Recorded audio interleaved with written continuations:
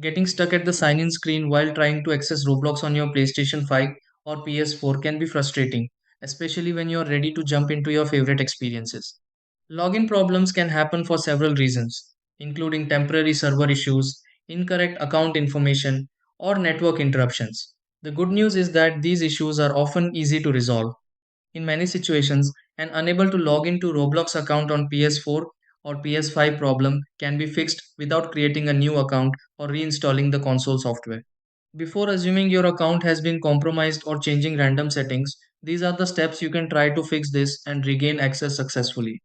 Restart your PlayStation console and verify that your internet connection is working properly.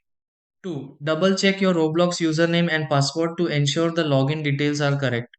3. Sign out of Roblox if possible and attempt the login process again after a short wait. 4. Check for updates for both the Roblox application and the PlayStation system software. 5. Launch Roblox once more and confirm that your account signs in normally.